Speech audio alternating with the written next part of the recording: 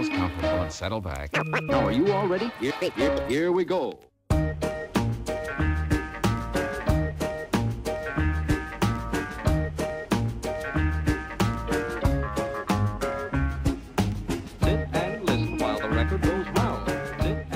L'agence, elle est née naturellement d'une collaboration d'étudiants et d'amis.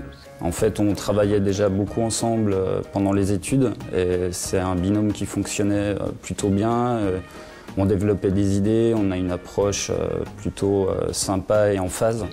Et du coup, on s'est dit pourquoi pas l'exploiter et monter une agence pour pouvoir développer toutes ces idées et les mener à bout. L'une de nos particularités, en fait, c'est qu'on continue un petit peu le travail qu'on a débuté durant nos études, c'est-à-dire ce boulot un peu créatif, de ne pas avoir peur d'aller dans le mur, de se poser des questions, d'expérimenter tout ça. C'est un travail qu'on a commencé à deux durant nos études en binôme. C'est un travail que l'agence a vocation à continuer. Le travail, il se fait toujours à deux cerveaux, quoi. En fait, c'est un peu la même entité. On est deux personnes, mais finalement une seule.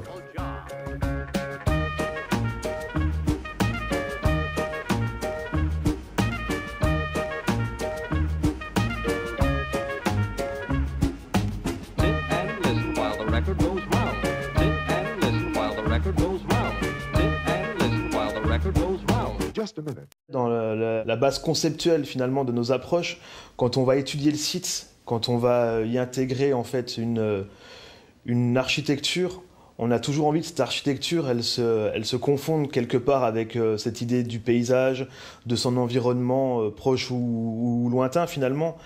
Et dans ce genre de problématique, on a été amené tout doucement à trouver des projets qui finalement miment la nature ou s'inspirent très fortement du monde du vivant. C'est-à-dire, ça peut être d'inspiration d'insectes, comme un phasme peut nous donner la structure d'un bâtiment, les grands axes, les articulations, etc. Ça peut être aussi des collines en fait, qui vont nous donner le skyline du projet. Ça peut être ce genre de rapport à la nature et donc au paysage. On aime bien le retraduire en fait dans l'architecture. Il l'assimile tout de suite au chalet et du coup on ne construit pas des chalets dans toute la France.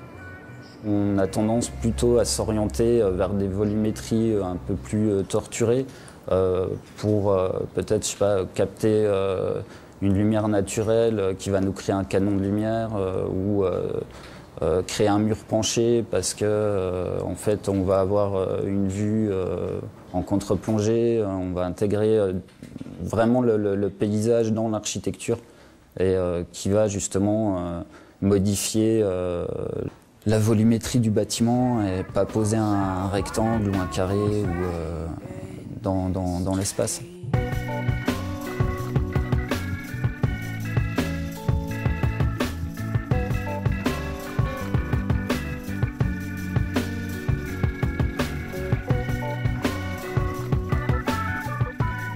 L'architecture, elle ne peut pas être dénuée de sens artistique.